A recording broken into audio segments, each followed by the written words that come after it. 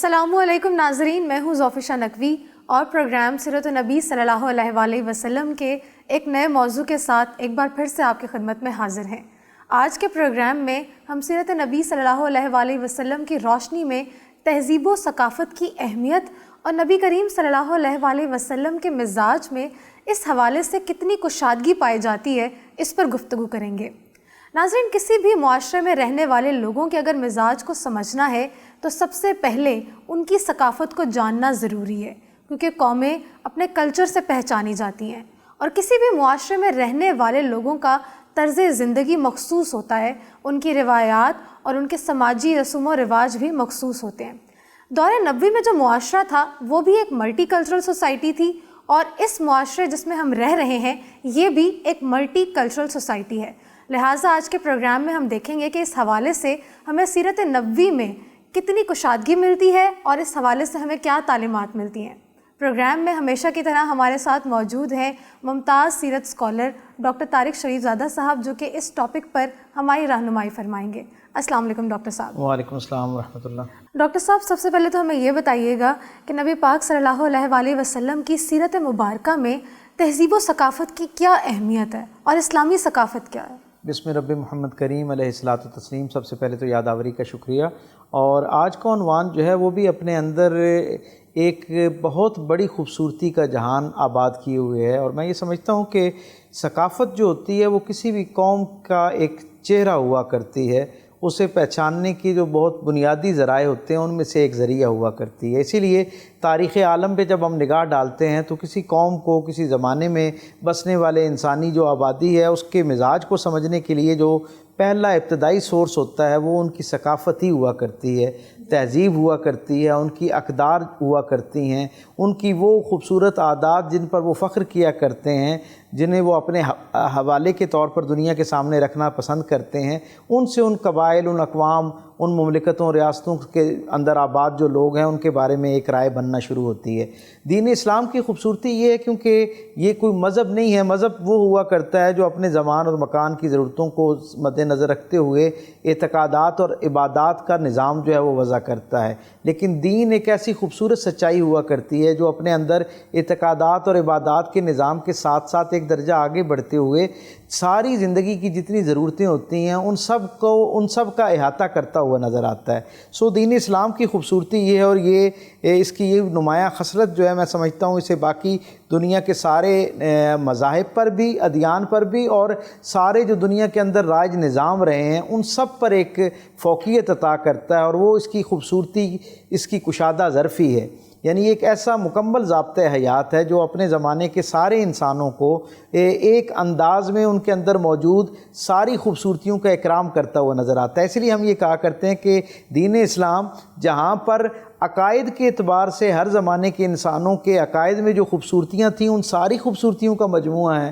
علم کے حوالے سے جتنی علمی سچائیاں مختلف زمانوں میں انسانوں تک پہنچیں ان ساری خوبصورت علمی سچائیوں کا مجموعہ دین اسلام ہے۔ بالکل اسی طرح جو ثقافتی اعتبار سے، تہذیبی اعتبار سے، تمدن کی ذیل میں جتنی خوبصورتیاں بھی مختلف زمانوں کے اندر انسانوں نے دریافت کیں اور اپنے مزاج کا حصہ بنائیں، اپنے تشخص کا حصہ بنائیں، دین اسلام ان ساری خوبصورتیوں کا مجموعہ بھی ہے۔ اسی لیے اور یہ جو ایک دم ہم دیکھتے ہیں کہ صرف 1500 سال میں اسے دین اسلام سے وابستہ جو ثقافت ہے جسے ہم اسلامی ثقافت کہہ سکتے ہیں، جس انداز میں اس نے پوری دنیا کی تہذیبوں کو متاثر کیا ہے اور ان کے اندر اپنے ایک رنگ کو غالب کیا ہے، اس کے پیچھے ایک بہت بنیادی سچائی اس کی وہ کشادگی ہے اور اس کا یہ مزاج ہے کہ اس سے پہلے جتنی بھی تہذیبیں ابھریں انہوں نے اپنے سے پہلی جتنی ثقافتیں تھیں، جتنی زبانیں تھیں، جتنا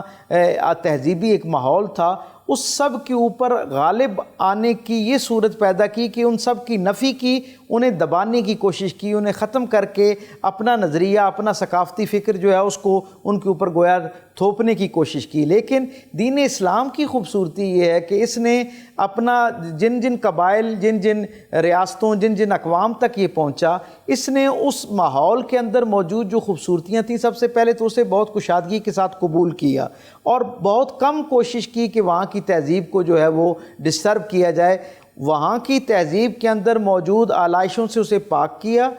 جو اس کے خصائل تھے، جو خوبیاں تھیں، جو خوبصورتیاں تھیں، جو اعلیٰ انسانی اقدار اور خصلتیں وہاں پر اس معاشرے کا حصہ تھیں، ان معاشروں کی ان خوبصورتیوں کے ساتھ اپنی خوبصورتیاں اس کے اندر داخل کیں اور غیر محسوس طریقے سے اس معاشرے کو پہلے سے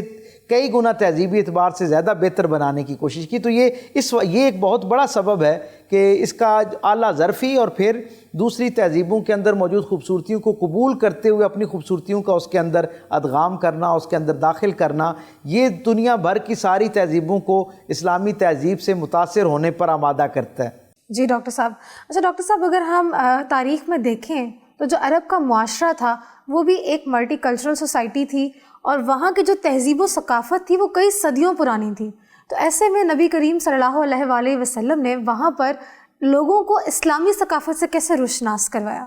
جیسے میں نے پہلے آپ سے عرض کیا، عمومی طور پر یہ سمجھا جاتا ہے اور ایک تاثر پایا جاتا ہے کہ شاید رسالت مآب صلی اللہ علیہ وسلم جس وقت حجاز مقدس میں تشریف لائے تو وہاں پر عرب ثقافت جو ہے وہ غالب تھی، یقیناً اس میں کوئی دو رائے نہیں ہے، لیکن عمومی طور پر لوگ اس باریکی سے واقف نہیں ہوتے کہ بظاہر تو یہ ایک عرب معاشرہ تھا، لیکن کیونکہ یہ قبائل پر مبنی ایک تہذیب تھی، اس لیے عرب کلچر تو موجود ہی تھا، لیکن یہ عرب کلچر جو ہے اس کا مکمل چہرہ اس کے سارے جزیات کے ساتھ دیکھنے کے بعد اس کے بارے میں کوئی رائے قائم کی جا سکتی ہے۔ اور اس کی جزیات کیا تھیں کہ ہر قبیلے کا اپنا تہذیبی تشخص تھا، اس کی کچھ خصائل، اس کی کچھ خوبیاں، اس کی کچھ کلچر کی ایسی خاص خوبصورتیاں تھیں جو ان کے ساتھ، جو ان کی شہرت اور ان کے تعارف کے طور پر عربوں میں جانی پہچانی جاتی تھی۔ گویا یہ ایک معاشرہ ایسا تھا جو مختلف قبائل کی خوبصورتیوں کی ثقافتی جو ہے نا وہ خوبصورتی کا ایک مجموعہ تھا۔ ہم دیکھتے ہیں کہ رسول اللہ صلی اللہ علیہ وسلم کیونکہ خود آپ نے اس معاشرے کے اندر آنکھ کھولی اور گویا وہ اس پورے خطے کا ایک مرکز تھا، مکہ مکرمہ وادی بطحہ جسے ہم کہتے ہیں، وہ کیونکہ وہاں پر کثرت کے ساتھ پورا سال جو ہے وہ مختلف اطراف و اکناف سے عرب تہذیبوں سے آراستہ لوگ جو ہیں وہ آیا کرتے تھے، تو ان کے آنے سے ان کی تہذیبوں کے اثرات بھی مکے کی وادی کے اندر جو ہیں وہ پہنچتے تھے۔ سرکار دو عالم صلی اللہ علیہ وسلم کا بچپن ان ساری جو مختلف قبائل کی تہذیبیں تھیں، ان کی ثقافت تھی، ان کا کلچر تھا، ان کی زبانیں تھیں، ان کے رسوم و رواج تھے، ان سے آگاہی کے ساتھ حضور جو ہے نا وہ جوان ہوتے ہوئے نظر آتے ہیں، اور حضور کی ان سب پہ بڑی گہری نگاہ تھی۔ جب دین رحمت کا احیاء ہوا اور سرکار دو عالم صلی اللہ علیہ وسلم نے اس دین کا پیغام پہنچانا شروع کیا، تو جیسے آپ نے اس معاشرے کی جو باقی خصائل تھے اور خوبیاں تھیں، انسانی شخصی کمالات تھے، ان کا جس طرح اعتراف کیا، ان کی حوصلہ افزائی کی اور انہیں اپنی گویا تہذیب اور کلچر میں شامل رکھا، انہیں جاری رکھا، انہیں قائم رکھا، اسی طرح جو ثقافتی انداز میں بھی ان کے پاس جو خصائل تھے ان سب کا بھی رسول اللہ صلی اللہ علیہ وسلم نے ایسی اکرام کیا اور ان کو اپنے اندر اسی طرح سمویا اور پھر اس کے اندر مزید اور کئی خوبیاں جو ہیں وہ داخل کر دی۔ مثلا آپ یہ دیکھیں کہ شخصی خصائل کے اندر عرب معاشرہ جو ہے وہ سخاوت کو بہت پسند کرتا تھا، وہ بہادری کو بہت پسند کرتے تھے، وعدہ ایفا کرنا، وعدہ پورا کرنا اسے بہت انسانی درجے پہ اپنا کمال اور اپنا تشخص سمجھتے تھے۔ ہر قبیلہ دوسرے سے زیادہ اپنی ان خصوصیات کی بنا پر فخر کیا کرتا تھا۔ جیسے رسول اللہ صلی اللہ علیہ وسلم نے ان کی ان شخصی خصائل کو اپنے اندر قبول کیا، اسی طرح اگر کسی قبیلے کے اندر علم الانصاب جو ہے اس کا ایک ذوق موجود تھا، اپنی تاریخ کے بارے میں ایک بہترین علم رکھنے کے حوالے سے ان کا ذوق موجود تھا، کسی کے ہاں تلواریں بنانے کا فن بہت خوبصورت تھا تو حضور نے ان کی تعریف بھی فرمائی، ان کی حوصلہ افزائی بھی فرمائی، اور ان کے پاس جو فن تھا ان سے لے کر باقی جو لوگ جو نسبتاً اس فن میں کمزور تھے ان کو سیکھنے کی ایک ترغیب دلائی۔ اسی طرح جو ان کی ثقافت کے اندر ہر قبیلہ اپنا ایک نمایاں فخر رکھتا تھا، ان سارے جو فخر تھے یا ان کی خوبیاں تھیں، ان کے تشخص تھے، ان سب کو سینٹرلائز کر دیا اور اس کے اندر پھر دین رحمت کی نسبت سے جو خیر اور خوبی تھا وہ بھی شامل کر دیا۔ نتیجہ یہ ہوا کہ تھوڑے سے وقت میں ایک ایسی جامع اور کمپریہنسو کلچرل پالیسی بن گئی،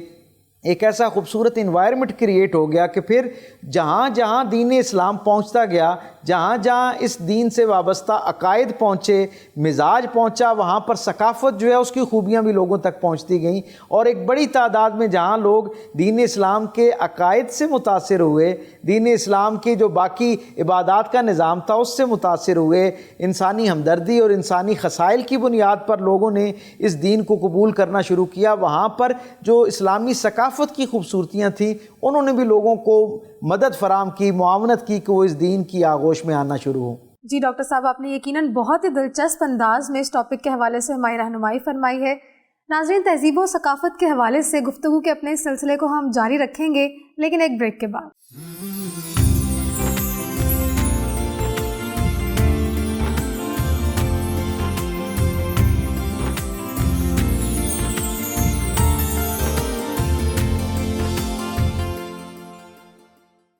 بریک کے بعد ایک بار پھر سے پروگرام سیرت النبی صلی اللہ علیہ وآلہ وسلم میں آپ سب کو خوش آمدید۔ آج کے پروگرام میں ہم کلچرل ڈائیورسٹی کے حوالے سے گفتگو کر رہے ہیں۔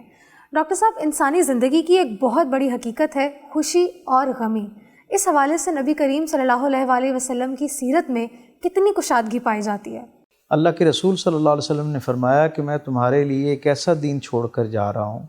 جس کا دن بھی دن ہے اور اس کی رات بھی دن ہے۔ اس کا کیا مطلب ہے کہ یہ دین اپنے اندر اتنی ہدایت کاملہ رکھتا ہے کہ زندگی کا کوئی شعبہ ایسا نہیں ہے جس میں اس کی طرف سے ہدایت نہ ملتی ہو، انسان کو زندگی کرنے کا، زندگی گزارنے کا بہترین سلیقہ نہ میسر آتا ہو۔ یہ کیسے ہو سکتا ہے کہ جو دین عبادات، اعتقادات، لین دین، تجارت، امور مملکت، ان سب کے لیے رہنمائی عطا کرتا ہو، اور وہ بہت بنیادی درجے کی جو انسانی رویے ہیں، انسانی احساسات ہیں، ان کے ذیل میں خوشی اور غم کے سلیقہ جو ہے اس سے ہمیں ہمکنار نہ کرتا ہو، یہ کیسے ممکن ہو سکتا ہے؟ چنانچہ ہم دیکھتے ہیں کہ جہاں دین رحمت میں اظہار غم کا ایک سلیقہ اور کرینہ ہمیں سکھایا جاتا ہے اور ہمیں بتایا جاتا ہے کہ رسول رحمت صلی اللہ علیہ وسلم کے پاکیزہ اسوے میں جب مختلف قسم کے غم آتے ہیں تو ان کے اظہار کا کرینہ اور سلیقہ ہمیں رسول رحمت کی زندگی سے ایک رہنمائی کے طور پر ہماری زندگیوں میں داخل ہوتا ہے۔ بالکل وہیں پر ہی خوشی کے اظہار کے حوالے سے بھی بہت نمایاں مثالیں جو ہیں وہ ہمارے سامنے موجود ہیں جن سے ہم یہ کرینہ اور سلیقہ سیکھ سکتے ہیں۔ آپ دیکھیے نا کہ رسول رحمت صلی اللہ علیہ وسلم کے ہاں دوسری جو ثقافتیں ہیں، دوسری تہذیبیں ہیں، ان کے اندر جو خوشی اور غم کے اظہار کے طریقے اور سلیقے ہیں، ان کی قبولیت کے حوالے سے کتنی کشادگی پائی جاتی ہے۔ اہل مکہ جو ہیں ان کے ہاں اس درجے کی جو ہے وہ خوشی کے اظہار کے ذرائع نہیں تھے جس طرح کہ اہل مدینہ کا ایک تشخص تھا، اور ان کے ہاں جو ایک خاص حوالے موجود تھے۔ آپ یہ دیکھیں کہ رسول اللہ صلی اللہ علیہ وسلم قباء کے اندر موجود ہیں، اور حضور کے صحابی حضرت مصعب بن عمیر جو حضور کے ایک طرح میزبان ہیں، وہ کہتے ہیں سرکار دو عالم سے کہ یا رسول اللہ، کیا ہم اپنی سواریوں کو تھوڑا تیز نہ کر دیں کہ مدینے کے اندر وہ معصوم بچیاں دھوپ کے اندر آپ کی آمد کے لیے انتظار کر رہی ہیں، اور وہ اپنے روایتی انداز میں جو ان کا ایک طریقہ ہے اپنی کسی بہترین مہمان کے استقبال کے لیے، یعنی وہ گیت گا کر ان کا استقبال کرتی ہیں، دف بجا کر ان کا استقبال کرتی ہیں، وہ دو رویا قطار میں گویا آپ کے انتظار کے لیے کھڑی ہیں، تو میرے کریم آقا اس کے اوپر کوئی حیرت کا اظہار نہیں کرتے، ناپسندیدگی کا اظہار نہیں کرتے۔ حضور پوری کشادگی کے ساتھ اپنے چہرے پر موجود رہنے والی ہمیشہ کی مسکراہٹ کے ساتھ اپنی سواری کو ایڑی لگاتے ہیں، گویا اپنی رفتار کو تیز کر دیتے ہیں تاکہ ان بچیوں کو زیادہ دیر انتظار نہ کرنا پڑے۔ اور تاریخ پھر ہمیں بتاتی ہے کہ میرے کریم آقا جس وقت مدینے کے اندر داخل ہوتے ہیں تو ان بچیوں کی صداؤں سے وہ پوری فضا معطر ہو جاتی ہے۔ جب طلع البدر علینا من ثنیۃ الوداع کی خوبصورت آواز جو ہے وہ ایک نغمگی سے بھرپور ایک کیفیت پیدا کر دیتی ہے۔ اور پھر آگے جا کر ہم دیکھتے ہیں کہ جب حضور مدینے کے اندر پہنچ جاتے ہیں، ان میں جو اہل حبشہ سے آئے ہوئے آباد ہونے والے قبائل ہیں، ان کے کچھ نوجوان آتے ہیں اور وہ اپنی تلواروں کے جھنجھناہٹ کے ساتھ گویا سرکار دو عالم صلی اللہ علیہ وسلم کو ایک سلامی پیش کرتے ہیں، اور وہ دن گزر جاتا ہے، سرکار دو عالم ان کو بھی منع نہیں فرماتے۔ پھر ایک وقت ایسا آتا ہے کہ حضرت عائشہ صدیقہ رضی اللہ تعالیٰ عنہ سرکار دو عالم صلی اللہ علیہ وسلم کے حرم کا حصہ ہوتی ہیں، اور عین باہر تلواروں کے چلنے کی آواز آتی ہے، ایک خاص انداز اور خاص لے میں ان کی جھنجھناہٹ جو ہے وہ لوگوں کو اپنی طرف متوجہ کرتی ہے۔ اہل مدینہ باہر آ جاتے ہیں اور حضرت عائشہ صدیقہ سرکار دو عالم صلی اللہ علیہ وسلم سے پوچھتی ہیں کہ سرکار یہ جو باہر آواز ہے، ایک خاص طرح کی موسیقیت پر مبنی آواز جو ہے، یہ کیسی آواز ہے؟ رسول رحمت فرماتے ہیں کہ یہ اہل حبشہ جو مدینے کے گرد و نواح میں آباد ہیں، کیونکہ میرے پہلے دن آمد کا جو تھا اس دن انہوں نے میرا اس انداز میں استقبال کیا تھا، تو انہوں نے ایک روایت بنا رکھی ہے کہ یہ ہر سال جب یہ دن آتا ہے تو یہ اس کی خوشی کے اظہار کے لیے اور اس کی یاد دہانی کے لیے اسی طرح آتے ہیں اور اپنا ہدیہ سپاس جو ہے وہ مجھے پیش کرتے ہیں۔ اور تاریخ بتاتی ہے کہ حضرت عائشہ صدیقہ رضی اللہ تعالیٰ عنہ اس سارے جو منظر نامہ ہے اس سے محظوظ ہونے کی اجازت طلب کرتی ہیں عرض کرتی ہیں یا رسول اللہ کیا میں ایسے دیکھ سکتی ہوں، اس سارے منظر نامے کو خود جا کے دیکھ سکتی ہوں؟ تو سرکار دو عالم اپنی اوٹ میں ان کو کھڑا کر لیتے ہیں اور پردے کو اتنا کشادہ کر لیتے ہیں کہ آپ کو باہر نظر آنا شروع ہو جاتا ہے، اور وہ نوجوان اپنے اس مخصوص قبائلی انداز میں جو ان کا ثقافتی تشخص ہے، جس پر وہ بڑا مان کرتے ہیں اور جو ان کا ایک گویا ان کا ثقافتی چہرہ ہے، اس کے ساتھ مسجد نبوی کے صدر دروازے پہ کھڑے ہو کر وہ اپنا اظہار عقیدت کرتے ہیں، اظہار سپاس کرتے ہیں، اور سرکار اس پورے معاملے کو اس وقت تک دیکھتے رہتے ہیں، توجہ عطا کرتے ہیں، مسکراتے ہیں، خوش ہوتے ہیں اس وقت تک جب تک ان کا جی بھر نہیں جاتا۔ پھر وہ جب اپنا ایک وہ عمل مکمل کر کے واپس پلٹتے ہیں تو سرکار دو عالم اپنے کاشانہ نور میں آتے ہیں۔ تو اس سے ہمیں اندازہ ہوتا ہے کہ رسول اللہ صلی اللہ علیہ وسلم کے مزاج کے اندر جو مختلف قبائل کے اندر موجود خوبصورتیاں تھیں، جو مختلف کلچرز کی ایک تہذیبی تاریخ ان کے اندر موجود تھی، سرکار دو عالم نے صرف ان چیزوں کو روکنے کے لیے اہتمام فرمایا جن چیزوں کے اندر یا شرک کی آلودگی پائی جاتی تھی یا جس کے اندر انسانی اعلیٰ اوصاف جو ہیں ان کی بے حرمتی ہوتی ہوئی نظر آتی تھی، یا معاشرے کے اندر کچھ کبھی روایات جو ہیں ان کو تقویت ملتی تھی۔ صرف ان چیزوں کو سرکار دو عالم صلی اللہ علیہ وسلم نے روکا، یا پھر وہ چیزیں جو کسی دوسری قوم کے اندر دین اسلام سے متصادم اپنے کسی دین کی عبادت یا تشخص کے طور پر جو ان کے اندر رائج تھیں، صرف سرکار نے ان کو روکا، اور باقی ساری چیزوں کو جو ہے پوری کشادگی کے ساتھ جو ہے سرکار دو عالم صلی اللہ علیہ وسلم نے ان کی قبولیت کے لیے دروازہ کھولا۔ نہ صرف اس کو قبول کیا بلکہ اصحاب جن کے اندر کسی درجے پہ ذرا اس کے حوالے سے ہچکچاہٹ موجود تھی، حضور نے خود ان کو ترغیب دلائی کہ وہ ان معاشروں میں جائیں اور ان معاشروں کے اندر، ان تہذیبوں کے اندر جو خوبصورتیاں موجود ہیں ان کو اپنے ساتھ لے کر آئیں۔ حضور کے ہاں تو مزاج ہمیں اس انداز کا ملتا ہے کہ میرے کریم آقا صلی اللہ علیہ وسلم نے تو مدینے کا جو تجارت کا نظام ہے، منڈی ہے، اس کے اندر حضرت جناب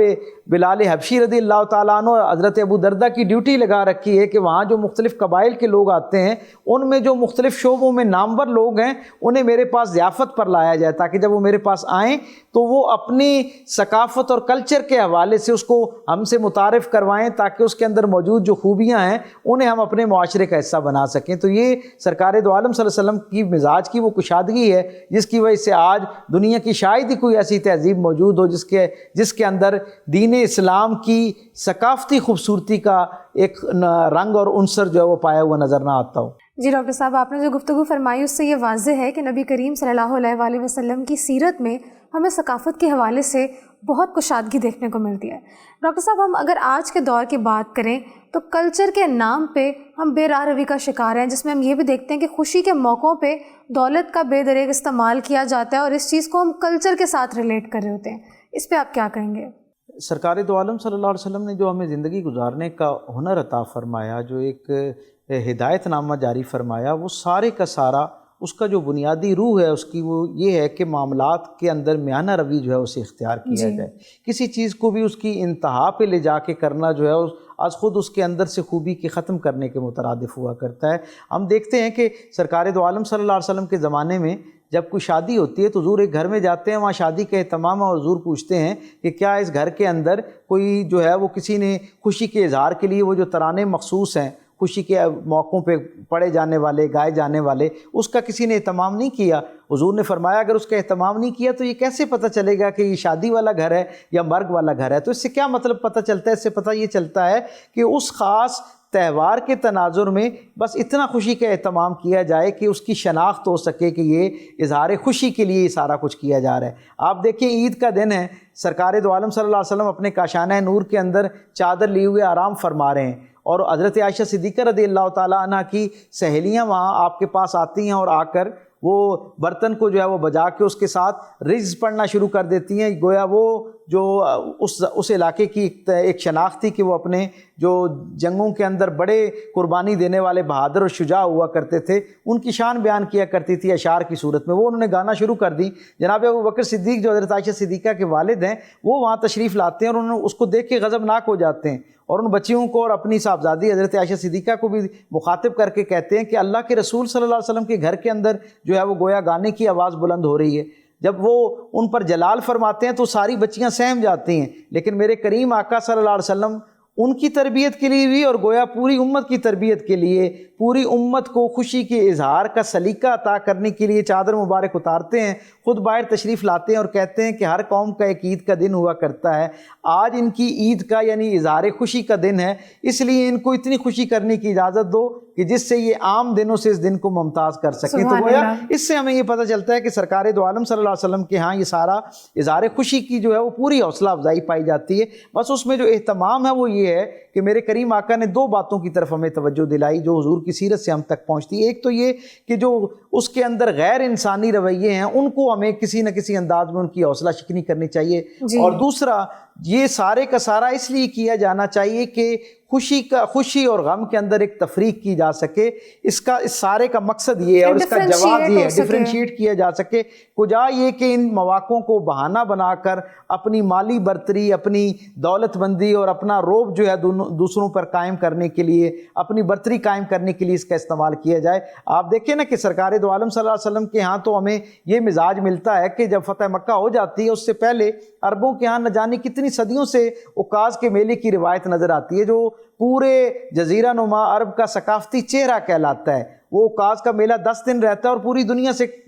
قافلے وہاں آتے ہیں اور اس کو دیکھتے ہیں۔ سرکار دو عالم صلی اللہ علیہ وسلم فتح مکہ کے بعد مدینہ واپس تشریف لے آتے ہیں۔ معمول یہ ہے کہ مختلف اصحاب جو ہیں مکے سے مدینہ رفتہ رفتہ آتے جاتے رہتے ہیں۔ جب کوئی قافلہ حضور کے سامنے پیش ہوتا ہے مکے سے آیا ہوا تو حضور اس سے پوچھتے ہیں اہل مکہ کا کیا حال ہے۔ تو یہ معمول تھا حضور کا، ایک قافلہ حضور کے سامنے آتا ہے اور حضور پوچھتے ہیں اہل مکہ کا کیا حال ہے، اور پھر سوال کرتے ہیں مکہ کا کیا حال ہے۔ تو اصحاب جو ہیں جو وہاں سے آئے تھے انہوں نے کہا یا رسول اللہ مکہ اداس ہے۔ تو سرکار دو عالم صلی اللہ علیہ وسلم نے فرمایا مکہ کیوں اداس ہے؟ انہوں نے کہا یا رسول اللہ آپ کے علم میں ہے عکاظ کا میلہ قریب آ گیا جو عربوں کی ایک ثقافتی شناخت ہے جس کے اندر سارا کلچر اور ادب ان کی جو تہذیب ہے وہ اس کا ڈسپلے ہوتا ہے۔ یا رسول اللہ اہل مکہ یہ سمجھتے ہیں کہ کیونکہ دین اسلام اب غالب آ گیا ہے تو شاید آپ جیسے آپ نے بہت ساری اور فرسودہ روایات کو جو ہے ختم کر دیا، ان کو معاشرے کے اندر سے ان کو نکال دیا ہے، شاید آپ عکاظ کے میلے کو بھی بند کرنے کا حکم جاری فرما دیں۔ اللہ کے رسول جن کا 53 برس کا دورانیہ ہے مکے کے اندر، حضور نے عکاظ کے میلے کو خود بھی کئی دفعہ وزٹ کر رکھا اور حضور اس سے بہت بخوبی آگاہ ہیں اس کلچرل ایکٹیویٹی سے، لیکن اہل مدینہ کو سمجھانے کے لیے مکہ سے آئے ہوئے لوگوں سے پوچھتے ہیں کہ عکاظ کے میلے میں کیا ہوتا ہے، تو انہوں نے 22 اس کے جو کمپوننٹس تھے وہ بیان کیے کہ اس کے اندر یہ بھی ہوتا ہے، یہ بھی ہوتا ہے، یہ بھی ہوتا ہے، ساری تفصیل بیان کی۔ میرے کریم آقا کا جواب سنیے اور اس سے اندازہ لگائیے کہ حضور کے مزاج کے اندر جو ثقافت کو قبول کرنا ہے اور اس کا احترام ہے اس کی کتنی کشادگی پائی جاتی ہے۔ رسول اللہ صلی اللہ علیہ وسلم نے جب وہ 22 نکات سن لیے نا تو ان 22 میں سے صرف 5 نکات ایسے جن میں شرک کی آمیزش تھی یا جس کے اندر غیر انسانی رویے جو ہیں ان کی حوصلہ افزائی ہوتی تھی، مثلا ان کے ہاں بت پرستی ہوتی تھی، شراب پی جاتی تھی، بدکاری تھی، گانا بجانا تھا، اور اس کے ساتھ ایک بہت جو ان کے اندر ایک کبھی حرکت تھی وہ یہ تھی کہ وہ ایک بہت نوزائیدہ معصوم بچہ جو تھا کسی بھیڑ کا یا بکری کا اسے درخت کے ساتھ باندھ دیا کرتے تھے اور لوگوں کو کہتے تھے کہ وہ اس کے اوپر جوا لگائیں اور تیر اندازی کریں، جس کا تیر اس کی آنکھ پھوڑے گا اسے اتنی رقم ملے گی، جو اس کے کان پہ حملہ آور ہوگا اس کی، گویا وہ اتنی ایک جاہلانہ رسم ان کے اندر موجود تھی جو خالصتاً غیر انسانی تھی۔ تو سرکار دو عالم صلی اللہ علیہ وسلم نے صرف ان 5 چیزوں کی ممانعت فرمائی اور باقی ساری چیزوں کو جائز قرار دیا، نہ صرف جائز قرار دیا بلکہ ان کو اجازت دی کہ وہ وہاں جا کے اس میلے کا اہتمام کریں، اور خود اہل مدینہ میں سے بھی کچھ اصحاب کو مانیٹرنگ کے نام کے لیے ہی صحیح لیکن کچھ اصحاب کو بھیج کر گویا ان کو ایک حوصلہ افزائی دی کہ کلچرل ایکٹیویٹیز جو ہیں ان کے لیے اسلام کے اندر کس اعلیٰ درجے کی کشادگی پائی جاتی ہے۔ تو میرے کریم آقا صلی اللہ علیہ وسلم کی تو پوری زندگی ہی ہمیں جو ہے وہ دوسری ثقافتوں کے اندر انسانی مزاج میں کسی بھی درجے پہ جو کوئی خوبی موجود ہے اسے قبول کرنے کے لیے حوصلہ افزائی کرتی ہوئی نظر آتی ہے۔ ڈاکٹر صاحب، آج کی آپ کی اس گفتگو سے نہ صرف ہمارا ایمان تازہ ہوا ہے بلکہ تہذیب و ثقافت کے حوالے سے ہماری رہنمائی بھی ہوئی ہے، اور میں امید کرتی ہوں کہ ہمارے ناظرین کے لیے بھی آج کا یہ پروگرام کافی معلوماتی رہا ہوگا۔ ڈسکور پاکستان کے پروگرام سیرت النبی صلی اللہ علیہ وسلم کو آپ ڈسکور پاکستان کے فیس بک پیج اور یوٹیوب چینل پر بھی دیکھ سکتے ہیں، اور اپنی رائے سے ہمیں ضرور آگاہ کیجیے گا۔ ایک نئے موضوع کے ساتھ ایک بار پھر سے آپ کی خدمت میں حاضر ہوں گے، تب تک کے لیے اپنی میزبان ظوفشہ نقوی کو دیجیے اجازت اور دیکھتے رہیے ڈسکور پاکستان۔